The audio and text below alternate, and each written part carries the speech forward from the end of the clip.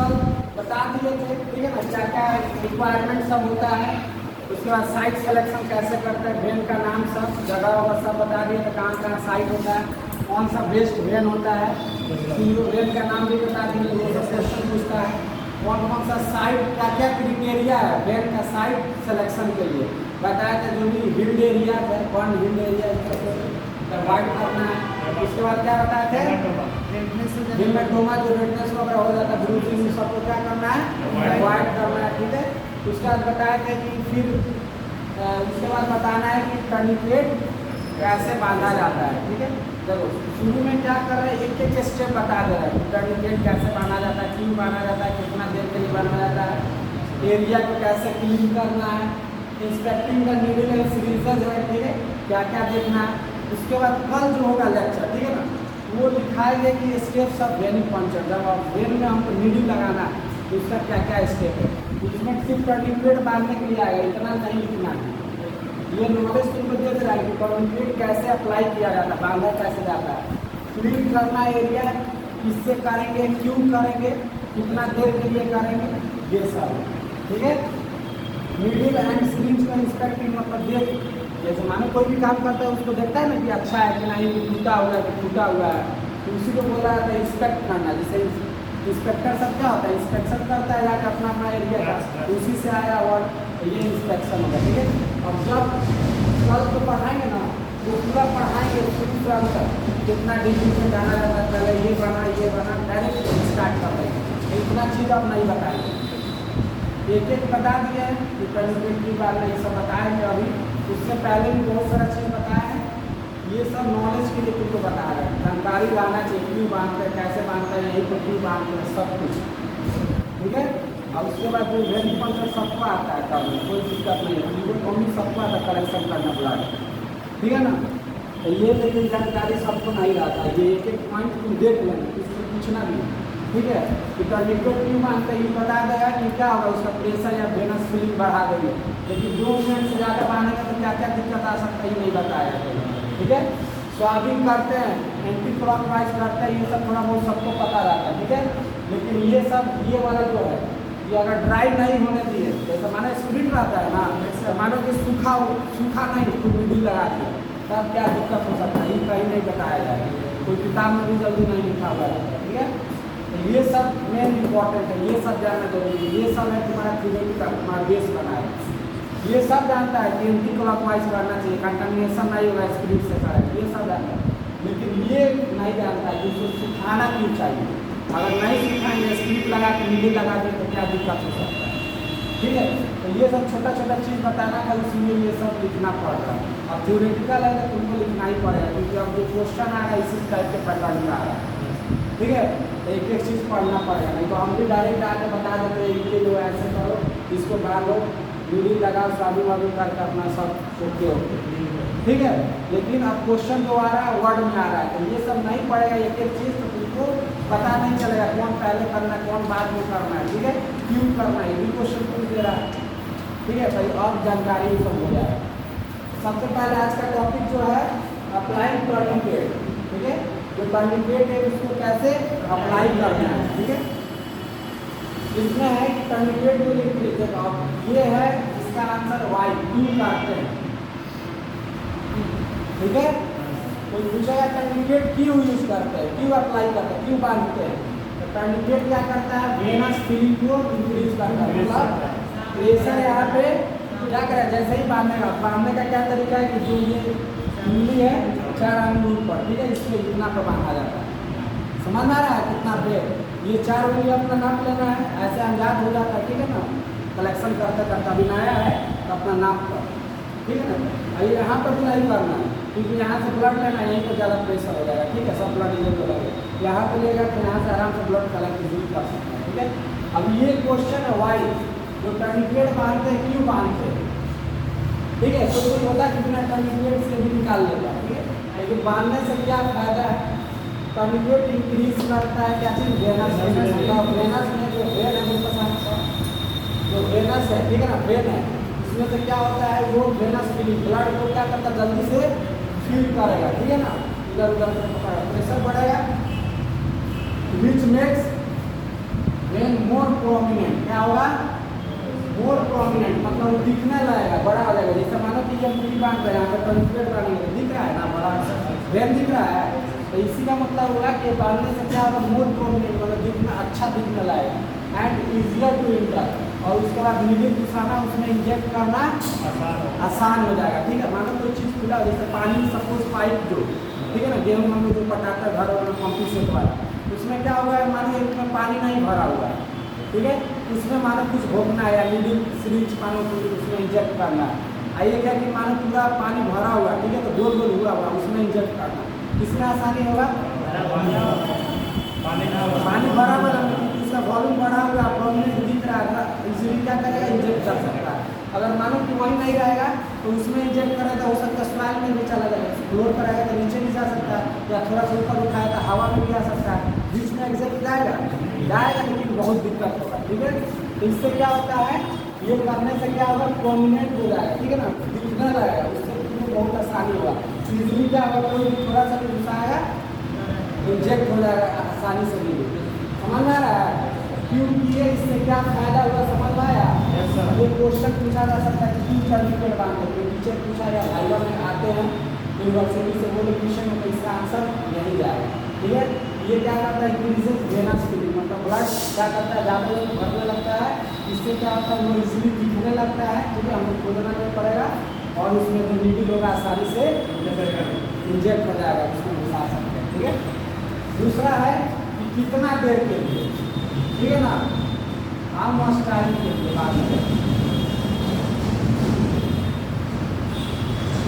ठीक है, तो टर्निकेट से केवल लेट करना है मोर देन 2 मिनट से ज़्यादा नहीं बांधना चाहिए। ठीक है, बहुत लोग क्या होता है उनको बताया थे, इसीलिए सब टेक्निक बता रहे हैं, बहुत लोग क्या करेंगे बात दूर कर गए, नीडल नहीं मिल रहा है, स्वाद नहीं मिल रहा है, तो फाइल छूट गया, ठीक है ना, इसीलिए तुमको क्या है एक एक प्रोसीजर शुरू से ही बता रहे हैं स्टेप बाई स्टेप। ठीक है, तो बहुत लोग क्या करेंगे कि टर्निकेट बांध लिया अब जाके स्वाद खोल रहा है, ठीक है, कोई सोचेंगे कि जाए तो भाई छूट गया वहीं पे, उससे क्या होगा, क्या क्या दिक्कत होगा वो फिर हम बता रहे हैं। ठीक है, तो सबसे पहले याद रखना कि जो टर्निकेट है उसको 2 मिनट से ज़्यादा नहीं बांधना चाहिए, मिनिमम 1-1.5 मिनट तक हो सकता है, इससे ज़्यादा नहीं बांधना चाहिए। अगर बांध देंगे तो क्या दिक्कत होगा, because tourniquet prevents the blood from flowing freely and disbalance of fluids and blood elements. ठीक है, अब क्या होता है कोई भी चीज़ को बांध देना, ठीक है, जैसे मानो कि ये पंपी से थोड़ा पानी देना, सब तो देखा है, खेत लोग जो पानी जिसमें पटाया जाता है उसमें पानी दिया जाता है, सब जानता है, देखा है तुम लड़की लोग, देखिए सही में कोई टाउन का हुआ तो मैं देखिए तू नहीं कहाँ गाँव के अंदर उससे तो नहीं चाहिए, मतलब अपना खेत नहीं, ठीक है, देखो जो पंपी से जब आता है पानी, ठीक है ना, तो ये मानो कि क्या हुआ इसमें पानी जा रहा है, तो इसको मानो कि क्या किया कुछ से बांध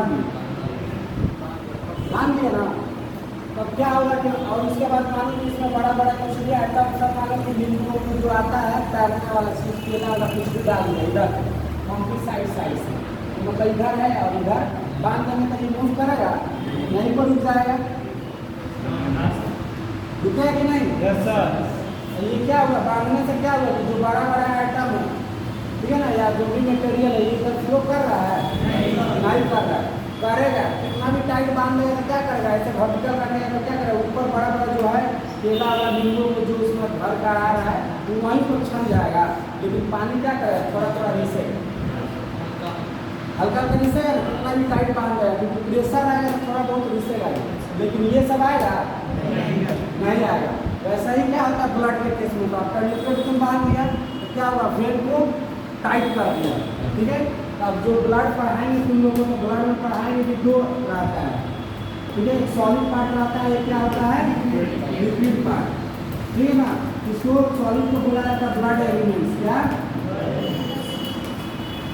ठीक है ना, और इसको बोला जाता है क्या चीज प्लाज्मा, ब्लड एलिमेंट्स या इसको सेल भी बोला जाता है और टिश्यूज बोला जाता है, ठीक है ना, कुछ भी बोल सकते हैं, सब एक ही नाम है। अब इसमें क्या होता है सेल में आरबीसी, WBC और प्लेटलेट्स। इसका क्या होता है, डायमीटर सबका बड़ा बड़ा होता है, ठीक है ना, 7.2 RBC का आता है, समझ में आ रहा है, माइक्रोमीटर। अब ये क्या हो गया, बड़ा आइटम सब हो गया, ठीक है। तो इसको जब कंटेंट बांध देगी तो क्या होगा, कुछ देर से ये इधर है तो इधर ही आ जाएगा और इधर का इधर ही आ जाएगा, होगा ना। लेकिन क्या होगा, प्लाज्मा तो ये लिक्विड है, ये धीरे धीरे क्या करेगा, रिसेगा ना। तो 2 मिनट से अगर ज़्यादा बांध करा उसके बाद ब्लड निकाल रही है तो इधर पता चलेगा कि जो भी RBC है, ठीक है ना, ब्लड एलिमेंट से, और ये बॉडी से, तो इसका क्या होता है, प्रोपोर्शन बटा हुआ। इसका होता है कितना, 45%, ठीक है, सॉलिड वाला पार्ट ब्लड में, और लिक्विड वाला होता है कितना, 55%। अब 2 मिनट से ज़्यादा बांधेंगे तो RBC आ रहेगा, WBC प्लेटलेट्स आएगा, नहीं ना आ रहा है। सपोज ये RBC WBC प्लेटलेट्स है, आएगा इधर, लेकिन प्लाज्मा आ रहा है ना। तो इसका जो प्रोपोर्शन होना चाहिए, क्या होना चाहिए, 45 और 55।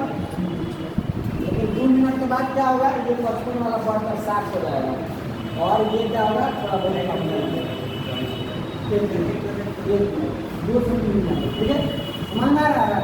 ये कितना हो जाएगा, कम हो जाएगा, और ये बढ़ने लगेगा। तो ब्लड का प्रोपोर्शन होना चाहिए, कितना होना चाहिए, 45 और 55। ये पता चला 40 और 60 हो गया, प्रोपोर्शन बिगड़ा कि नहीं, ठीक है। तो मानो कि जब CBC टेस्ट करवाएगा, RBC WBC प्लेटलेट्स प्लाज्मा वगैरह का जो भी सब कुछ टेस्ट होगा, तो इसमें क्या होगा, रिपोर्टिंग गलत होगा कि नहीं, उससे ये दिक्कत होगा, जो भी फ्री फ्लोइंग है, ठीक है। अभी मानो कि जो RBC WBC प्लेटलेट्स जो वेन में मेरा फ्लो कर रहा है, वो डायमीटर बांधने से क्या होगा, वो फ्लो नहीं होगा। जो बड़ा बड़ा ये मॉलिक्यूल जिसका डायमीटर ज़्यादा, जैसे RBC WBC प्लेटलेट, वो सब इधर ही आ जाएगा, प्लाज्मा रिलीज कराएगा, और क्या करेगा, ये ब्लड का डिस्ट्रीब्यूशन है, ये क्या करेगा, चेंज कर देगा, मतलब उल्टा पुल्टा कर देगा ना, ठीक है। तो वहीं लिखा हुआ है कि अगर 2 मिनट से ज़्यादा बांधनी हो तो क्या करेगा, ये prevent the blood from free flowing से रोकेगा, and the balance of fluid and blood elements होगा RBC WBC प्लेटलेट्स, और ब्लड फ्लूइड्स मतलब प्लाज्मा, समझ में आ रहा है। इसको क्या करेगा, डिस्टर्ब कर देगा, मतलब डिस्टर्बेंस पैदा कर देगा, मतलब इरेगुलर कर देगा, बैलेंस खराब कर देगा, प्रोपोर्शन बिगाड़ जाएगा, समझ में आया। तो ये वाला क्वेश्चन इस बार हम सबसे पूछते थे, ठीक है। हम पढ़ाएंगे थे, मेरा जो स्टूडेंट था जो फर्स्ट सेकेंड सेमेस्टर सब पढ़ा हुआ था, जब थर्ड क्वेश्चन पूछे ये सब नहीं आता, ठीक है ना। ये सब बहुत बारीकी है, जब सर्टिफिकेट बांधने सबको आता है, क्यों बांधते ही आता है, लेकिन अगर ये होगा तो क्या होगा, 2 मिनट से ज़्यादा बांधेंगे तो क्या दिक्कत आएगा टेस्ट में, ये किसी को नहीं पता होगा, या तुम्हारा साथी कहीं भी पढ़ रहा होगा, ये कुछ नहीं बता, उतना दिमाग ही नहीं रन पाता, ठीक है ना। इसलिए ये सब तो छोटा छोटा चीज़ सब बता देगा, ठीक है, समझ में आया ना। तो आपसे ध्यान रखना है, कोई भी क्वेश्चन पूछेगा भाई का मैं देखो, एक तो टीचर इतना तक पहुँचने नहीं है, जो भी यूनिवर्सिटी का आएंगे, ठीक है, कितना दिमाग सिर्फ उसमें भी किस तरह से साफ किया जाता है, सब कुछ क्यों माना जाए, 2 मिनट से ज़्यादा अगर क्या होता है, तो बहुत कम, जो बहुत डीपली, ठीक है ना, जिनको जानकारी है, जो फ्लीवर कॉमिक्स ये सब बहुत डीपली पढ़े हुए हैं, किए हुए हैं, वही सब ये सब पूछे, मतलब बहुत एक्सपीरियंस है, ना ये सब ध्यान ही नहीं जाएगा, ठीक है ना। जो भी लोग का जो एज का होगा, दूसरा इंस्टीट्यूट में सब पूछना तो नहीं बताता है ठीक से, ठीक है, तो सब पे ध्यान दें। उसके बाद क्या है, समझ में आ गया।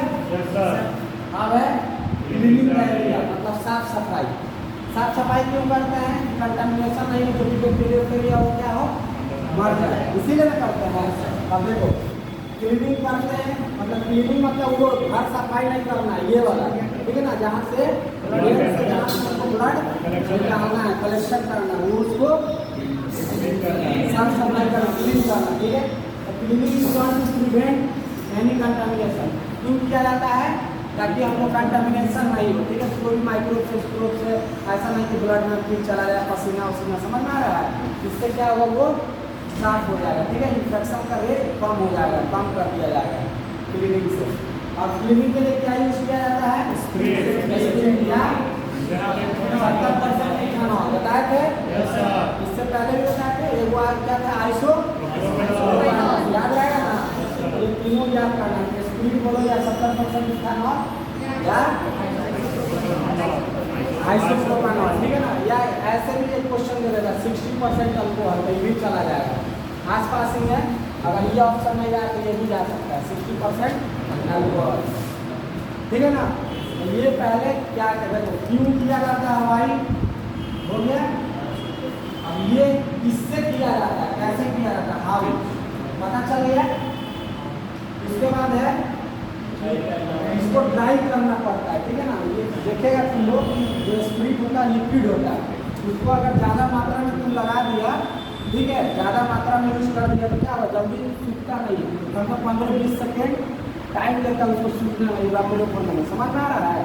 तो उसको क्या करना है, 15-20 सेकेंड टाइम देना, इनमें स्वाभाविक के तुरंत दूध इंजेक्ट कर दिए। इससे क्या दिक्कत होगा कि वो 70% इथेनॉल है। याद है कोरोना में हमने क्या करते थे, स्प्रिट यूज करते, क्यों करते थे, हाथ में जो भी बैक्टीरिया है वायरस है उसका क्या करता था, सेल मेमोरी सबको रैप्चर करके उसको मार देता था, ठीक है ना। कोरोना वायरस से सब इजीली से मर जाते हैं, ठीक है ना। उससे क्या होता था, उसीलिए यूज करते हैं। तो ये क्या करता है कि आरबीसी को भी तोड़ सकता है, जो भी आरबीसी डब्ल्यूबीसी प्लेटलेट्स है उसको क्या कर सकता है, तोड़ सकता है। तो मानो कि अगर लिक्विड ब्लड का रीडिंग क्या होता है, ऐसा होता है, लगाएंगे तो यहाँ पर मानो लिक्विड है, ठीक है, सूखा नहीं है स्प्रिट, तो वो क्या करेगा, चला गया और उसका तुम क्या करेगा, थंब से क्या करेगा, ब्लड मतलब ड्रॉ करेगा, तो क्या होगा, यहाँ से गया और उसके बाद क्या हुआ, फिर लिक्विड सिरिंज में आ गया, आया ना। तो वो क्या होगा, और उसके बाद तुम क्या करेगा, सैंपल पर रख देगा, जो भी वाइल में रखना पड़ेगा। तो वो क्या करेगा, उसमें जिसमें वो प्रेजेंट रहेगा ये स्प्रिट, उसको क्या करेगा, हीमोलाइसिस करेगा, मतलब आरबीसी डब्ल्यूबीसी जो भी प्लेटलेट थोड़ा बहुत तोड़ेगा। रिपोर्टिंग गलत हुआ कि टूटेगा, मानो कि आरबीसी थोड़ा सा भी तोड़ दिया, 10 लाख भी क्या हुआ, गलत हुआ रिपोर्टिंग। तो हम उसको क्यों मतलब उसको बढ़ावा दें, ठीक है, हम सूखने देंगे उसको, उसके बाद करेंगे, ठीक है ना। तो ये सब टेक्निक सीखना है, ये सब तुमको पता है कि सफाई करते हैं, लेकिन सफाई करके उसको सूखने भी देना है, नहीं देगा तो क्या होगा, ये हीमोलाइसिस ऑफ ब्लड होता है, हीमोलाइसिस ऑफ ब्लड सैंपल, जो भी स्पेसिमेन खींचेगा उसका क्या होगा, हीमोलाइसिस, ही मतलब होता है ब्लड, लाइसिस मतलब टूटना, जो ब्लड सेल है क्या होगा, टूट जाएगा, टूटने लगेगा, समझ में आ रहा है। तो क्या होगा, रिपोर्टिंग गलत करेगा, इसीलिए इसको क्या करना है, ड्राई होने देना, ये भी नहीं पता होता है किसी को, ठीक है ना। क्या होता है कि सब क्या करते हैं, तुरंत स्प्रिट लगाया, नीडल इंजेक्ट कर देते हैं, ठीक है ना। लेकिन क्या है, 20 से 30 सेकंड का है, रुक जाना चाहिए, ताकि जो भी है वो क्या करे, बढ़िया से। आप मानो कि बैक्टीरिया भी है, तो मारने के लिए उसको भी तो कुछ टाइम लगेगा, हाथ तक में लगा दिया तो तुरंत मर गया, लेकिन अच्छा से रब वो करेगा, 2-4 मतलब 1 मिनट के लिए या जो भी 30-35 सेकंड के लिए छोड़ देगा, तब ना कम से कम वो बैक्टीरिया या जो भी वायरस है उसको मारेगा। तो इसलिए भी छोड़ा जाता है, और ड्राई नहीं होने देगा तो फिर वो अगर ब्लड में दिया है तो हीमोलाइसिस करवा देगा स्पेसिमेन, समझ में आया। इसलिए इसको सूखने देना, सूख जाएगा उसके बाद यूरिन इंजेक्ट करना है, ध्यान रहेगा।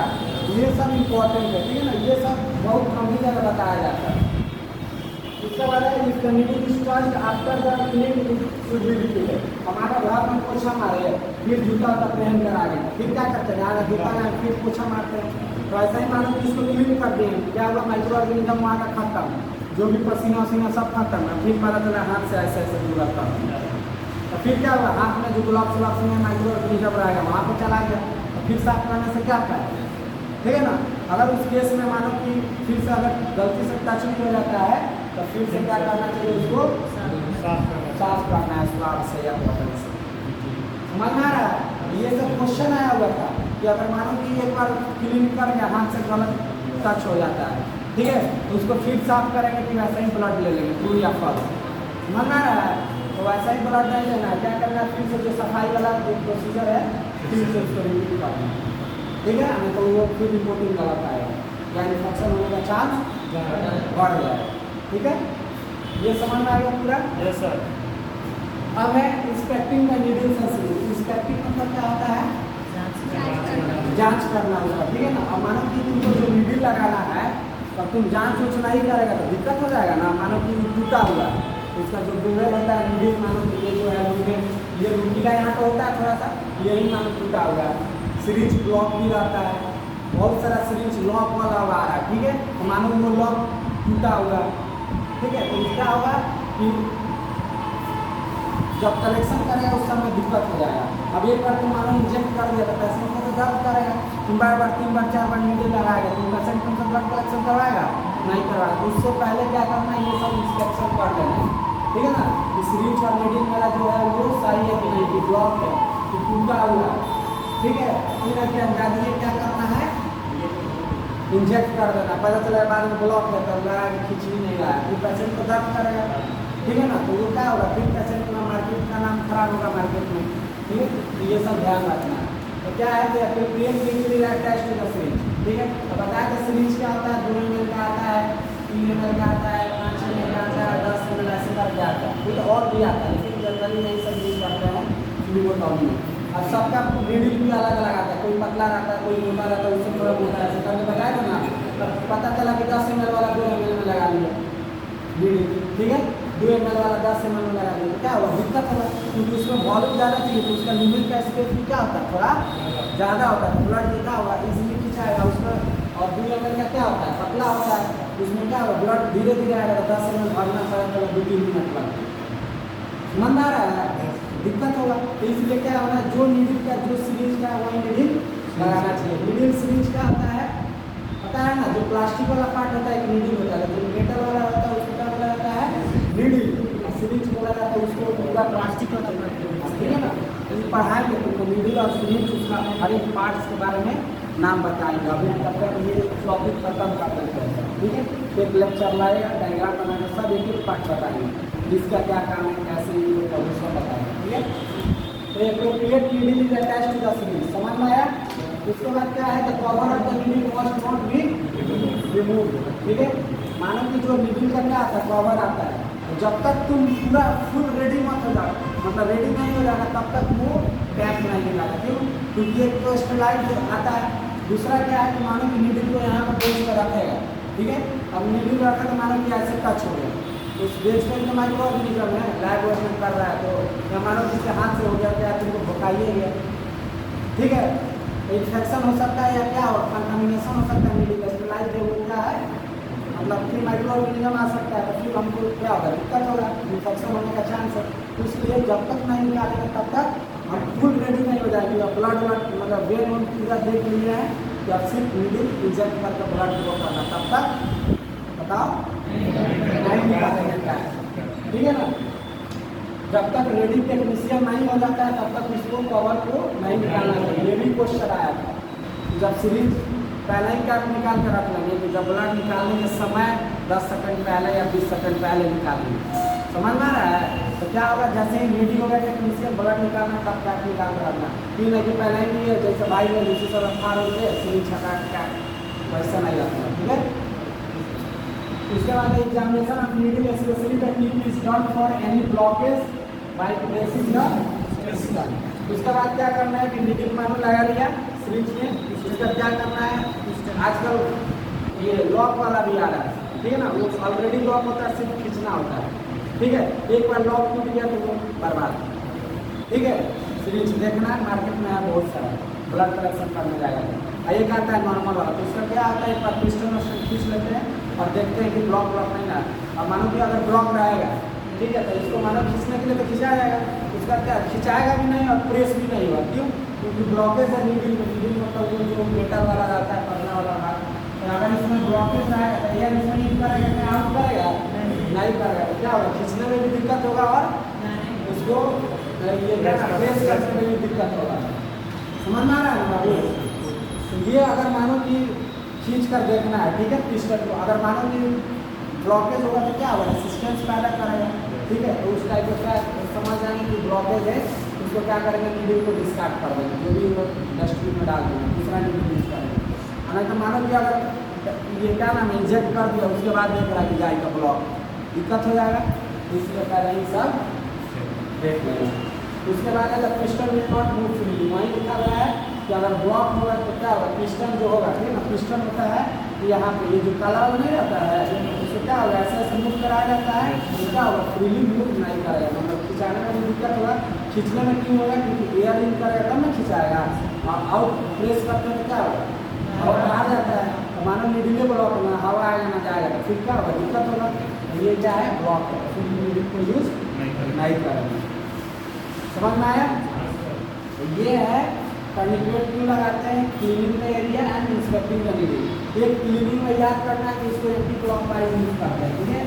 एंटी क्लॉकवाइज क्या होता है, ऐसे करते हैं बाहर। अब मानो कि किसी सामान को तुमको बाहरना है, तुम क्या करता है, घर को एक कोना से स्टार्ट करते हो, उसके बाद बाहर में कचरा निकालते हो, तो अंदर से अंदर ले जाते हो। बाहरने का जो तरीका है क्लीनिंग करना, पोछा भी मारते हैं तो क्या होता है, एक कॉर्नर से पकड़ कर क्या होता है, गेट से बाहर निकालते हैं, यहाँ से स्टार्ट करते हो अंदर जाने से, फिर तो गंदा ही हो जाएगा।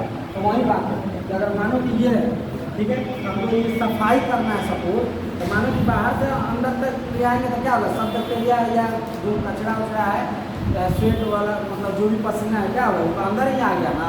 अब यहीं पर फिर नीडी लगाएगा, कंटामिनेशन हो जाएगा। मानो कि यहाँ से छोटा से स्टार्ट करेगा, तो साफ हो रहा है, साफ होते होते क्या हो रहा है, बाहर जा रहा है। ये सब साफ सफाई हो गया कि नहीं बन रहा है।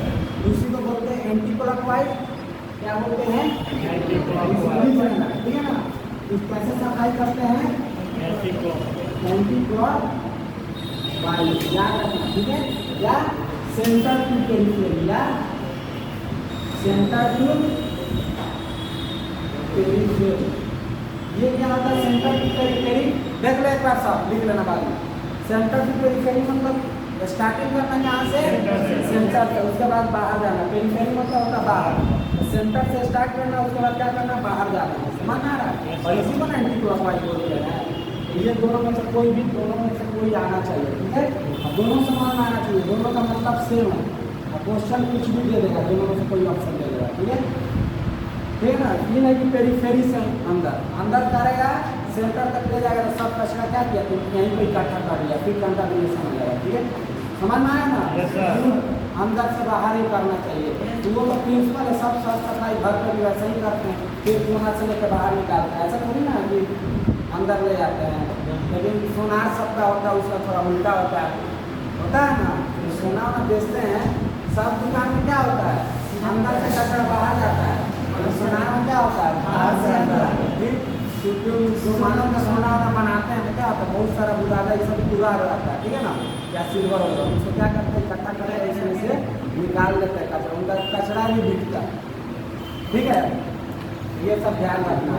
अब कल क्या पढ़ाएंगे, प्रोसीजर ऑफ वेन पंचर, ठीक है ना। वेन पंचर करते हैं, कितना एंगल पर डालेंगे, रीडिंग को मतलब इंजेक्ट करेंगे कितना एंगल पे, कैसे करेंगे, वो सब बता देंगे। एक लेक्चर पूरा उसमें लगेगा, ठीक है। 3-4 लेक्चर के फ्लूइड खत्म हो जाएगा, वेनस वाला, ठीक है ना। फिर कैपिलरी का बताएंगे, फिर चाइल्ड में कैसे किया जाता है वो सब बताएंगे, ठीक है। तो ये क्या लेक्चर आया, इसको पढ़ लेना, लिख लेना बढ़िया से, और याद भी कर लेना, ठीक है। हो सकता है कल ही पूछ देंगे वाला, क्योंकि ये सब बहुत ईजी है। एक एक ये जो छोटा छोटा बताएंगे ये सब पढ़ना, क्योंकि और सब कुछ सबको पता है। तुमको कुछ स्पेशल बनना है, क्या करना है, या मार्केट में नाम करना है, कुछ तो तुम्हारा स्पेशलिटी होना चाहिए। तो ये सब चीज़ जो है ना, जो छोटा छोटा, ये सब तुमको स्पेशल बनाएगा। ये सब सब तरह नहीं बताया जाता, सब टीचर नहीं बताते, ठीक है। ये सब छोटा छोटा गाने हैं, तुमको लगेगा कि नहीं हमको बहुत कुछ आता है, ये सब पूछेगा तो मैक्सिमम लड़का को मिल जाएगा 90%। ये नहीं बोलना है सबको, बहुत लोग भी पढ़े होंगे, कोई टीचर होंगे, पढ़ने से बताए भी होंगे, लेकिन मैक्सिमम जगह मेरा जो एक्सपीरियंस है ये नहीं बताया जाता, ठीक है ना। अच्छा इंस्टीट्यूट में नहीं बताया जाता, तुम बच्चा लोग से नहीं होगा कुछ नहीं, ठीक है। ट्राई करने के लिए सब देख लो, ठीक है।